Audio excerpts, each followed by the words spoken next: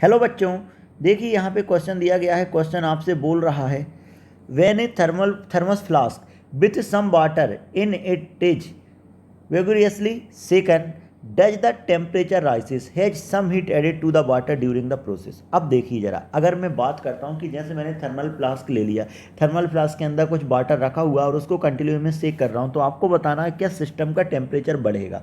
तो देख लेते हैं सबसे पहले।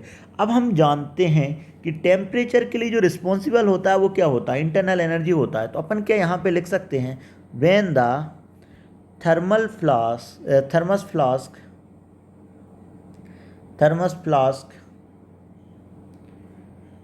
shaken,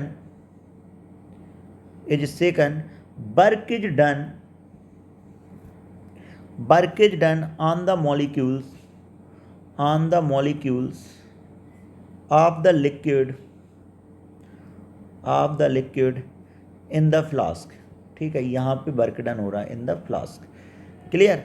अब अपन यहाँ पे लिख सकते हैं, देखो, work done on the molecules पर वर्क डन हो रहा है। ठीक है, work done on the molecules of the liquid, मतलब लिक्विड के जो मॉलिक्यूल्स हैं उन पर वर्क डन हो रहा है। अब हम जानते हैं वर्क एनर्जी थ्योरम के अकॉर्डिंग, वर्क एनर्जी थ्योरम का अगर मैं यूज करूंगा तो मैं क्या बोलता हूँ, work done is equal to change in energy. ठीक है, यहाँ पर जो एनर्जी आएगी वो एनर्जी कौन सी आएगी, तो मैंने बोल दिया वो एनर्जी क्या आएगी, डेल्टा यू, मतलब इंटरनल एनर्जी। ठीक है, अब देखो यहाँ पे work done on the gas, work done on the gas हो रहा है। ठीक है, अब work done on the gas का मतलब समझिए।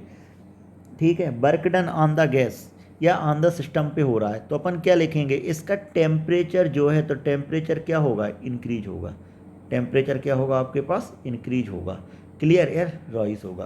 क्यों, क्योंकि यहाँ पे वर्क डन किसके ऊपर हो रहा है, गैस के ऊपर। ठीक है, वर्क डन गैस के ऊपर हो रहा है, तो यहाँ पे टेम्परेचर क्या होगा, इंक्रीज होगा।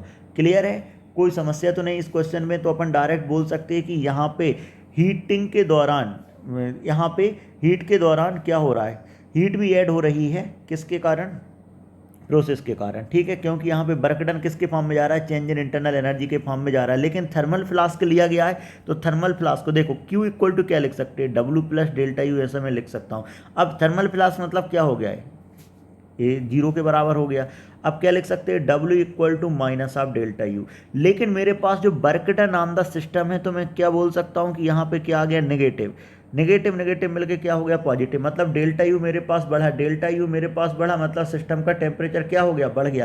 क्योंकि थर्मल फ्लास्क बोला गया है, मतलब थर्मली इंसुलेटेड हो गया, तो कोई भी हीट का एक्सचेंज नहीं होगा। तो अपन क्या बोलेंगे, यहाँ पर कोई भी हीट का एक्सचेंज नहीं होगा, नो हीट एडेड। यहाँ पे क्या होगा, नो हीट एडेड।